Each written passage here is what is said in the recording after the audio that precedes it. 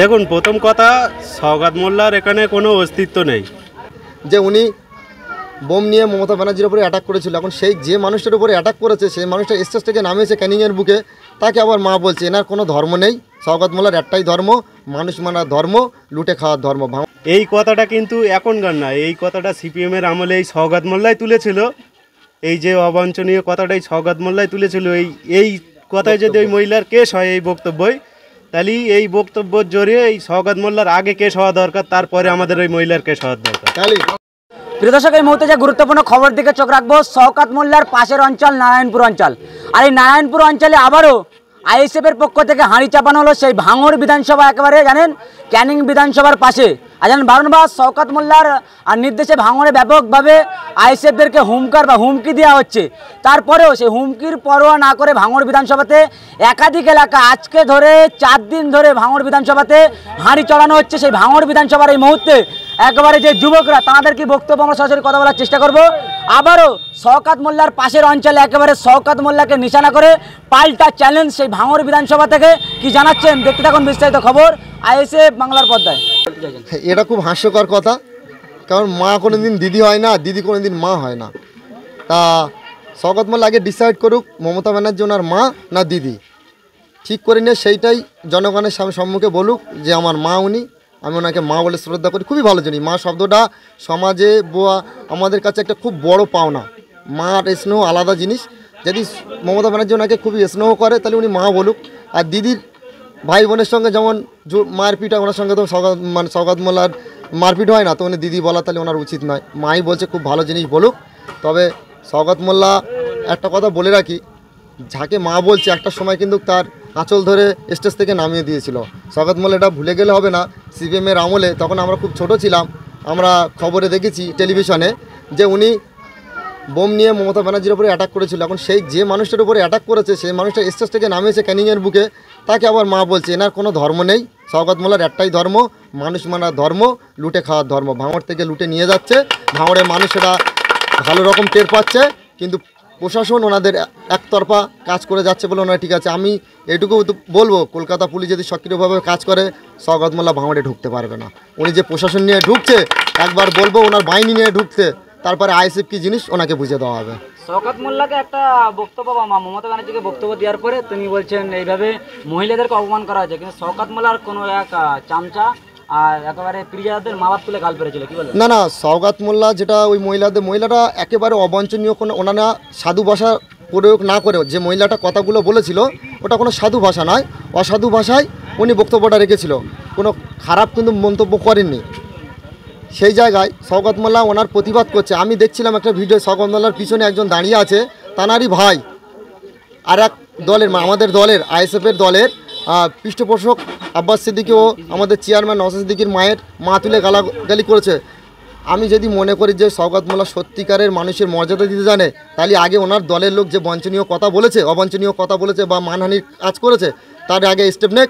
আমরা অবশ্যই বলবো যে সওগাত মোল্লার এই প্রতিবাদ করা উচিত। আর একটু ক্লিয়ার করে দিতে চাই, ওই যে বলছে যে ভাঙড়ে যে মহিলাটা মমতা ব্যানার্জির নামে উল্টোপাল্টা কথা বলেছে, এই কথাটা কিন্তু এখনকার না, এই কথাটা সিপিএমের আমলে এই সওগাত মোল্লাই তুলেছিল। এই যে অবাঞ্ছনীয় কথাটাই সওগাত মোল্লাই তুলেছিল। এই কথায় যদি ওই মহিলার কেস হয় এই বক্তব্যই, তাহলে এই বক্তব্যের জোরে এই সওগাত মোল্লার আগে কেস হওয়া দরকার, তারপরে আমাদের ওই মহিলার কেস হওয়ার দরকার। দেখুন, প্রথম কথা, সওগাত মোল্লার এখানে কোনো অস্তিত্ব নেই। আমাদের নারায়ণপুর অঞ্চল খুব শক্ত ঘাঁটি, আমাদের প্রত্যেক বুথ সংগঠনও খুব চাঙ্গা। আমরা যে ভাইজান ধর্মতলায় ঝর্ণা মঞ্চে যে ধরা পড়েছিল আমাদের 95 জনা কর্মী, সেই আনন্দ উল্লাসে আমাদের প্রত্যেক বুতি খিচড়ি করে কর্মীবিন্দু গ্রামবাসী সবাই আনন্দ উল্লাসে খাওয়া দাওয়া চলছে। এটা সবার একটা মনের আনন্দ। আমাদের ভাইজান ধরা পড়েছিল, একদিনই জামিন হয়ে গেছে। এটা ওদের একটা নির্লজ্জ বেহায়া মুখ্যমন্ত্রীর লজ্জা। সেই জন্য আমরা আনন্দিত যে আমাদের মনে মনে হচ্ছে যে 26-এর জয় আমরা এখন থেকে পেয়ে গেছি, সেই জন্য আমরা খিচুড়ি করে খাচ্ছি। সওগাত মোল্লা বলছে ভাঙড়ে আইএসএফের কোনো অস্তিত্ব নেই, কিন্তু ক্যানিং সওগাত মোল্লার বাড়ি আপনাদের একেবারে পাশের বিধানসভায়, কি বলবেন এই যে আপনারা হুঙ্কার দিচ্ছেন সওগাত মোল্লা? দেখুন, সওগাত মোল্লার এখানে কোনো অস্তিত্ব নেই। যেটা করছে জোর করে, জোর জবরদস্তি। সব বুথে খবর নিয়ে দেখো, ওই কিছু মার্কা মারা 10-15 জনা করে লোক আছে, ওদের এর বেশি লোক নেই। আইএসএফের ছেলেরা যেখানেই মিটিং মিছিল করে এদের অগণিত লোক। এই যে লোকজন বাড়ায় ভালোবাসায়, কাউকে আমরা পয়সা দিয়ে কোনো জায়গায় নিয়ে যাই না, কোনো জায়গায় বিরিয়ানির প্যাকেট দিয়ে নিয়ে যাই না। ভাইজানের ভালোবাসায় সবাই ছুটে যায়, ছুটে আসে। আমাদের যে ভাইজানকে ধরেছিল সেই রাগ ক্ষোভ আমাদের একটা ছিল, ভাইজানকে ছেড়ে দিয়েছে, আমরা আনন্দিত বিশাল, সেই আনন্দই খিচড়ি খাচ্ছি। শওকত মোল্লার পাশের অঞ্চল আপনাদেরই, আর সেই নারায়ণপুর অঞ্চলে এত মানুষের ভিড়, পদ্মপুকুর গ্রাম, কি বলবেন? এটা কি আইএসএফের শক্ত ঘাঁটি বা কি বলতে চাইছেন? অবশ্যই নারায়ণপুর অঞ্চল ভাইজানের শক্ত ঘাঁটি, আইএসএফের শক্ত ঘাঁটি। আমাদের নারায়ণপুর অঞ্চলে আমরা সবাই একত্র, আমরা আইএসএফই করি সব গ্রামের। এ তো টেলার, এর চেয়ে আরও বেশি বড় বড় আন্দোলন, বড় বড় মিছিল হবে আমাদের এই নারায়ণপুর অঞ্চল। আমরা সব জায়গায় অগণিত লোক নিয়ে যাব। শওকত মোল্লার পাশের অঞ্চল নারায়ণপুর অঞ্চল, আর বিধানসভা ভোটে কিন্তু তারাই বিধানসভাতে দেখা গিয়েছিল যে বুলডোজার দিয়ে ঘর বাড়ি ভাঙতে, আর আপনাদের ভয় লাগছে না সেই শওকত মোল্লা আবার ভাঙনের দায়িত্ব? না, আমাদের কোনো ভয় নেই। আমাদের ইমান আছে, আমরা ইমানের জোরেই লড়াইটা করি। ঘর বাড়ি কোথায় কি হবে সে পরের চিন্তা। 26-এর ভোট গোহারা হারবে, আমরা লক্ষাধিক ভোটে জিতবো, এটা আমাদের আশা আছে। 21 তারিখে যে মানে ছাড়া হয়েছিল সেই উদ্দেশ্যে আজকে আমরা কালকে আমরা করেছিলাম খিচড়ি, আজকেও এরপরে খিচড়ি আজকে এনারা করেছে, আমরা খেয়েছি, অবশ্যই দই নেই। এখন থেকে আগ পর্যন্ত যতদিন ভাইজান থাকবে এবং আমরা থাকবো ততদিন এখন খিচড়ি প্রত্যেক বুথে, পশ্চিমবাংলায় প্রত্যেক বুথে খিচড়ি হবে এবং জনসংখ্যা বাড়বে, জনসংখ্যা আসে, অবশ্যই তারা থাকবেন।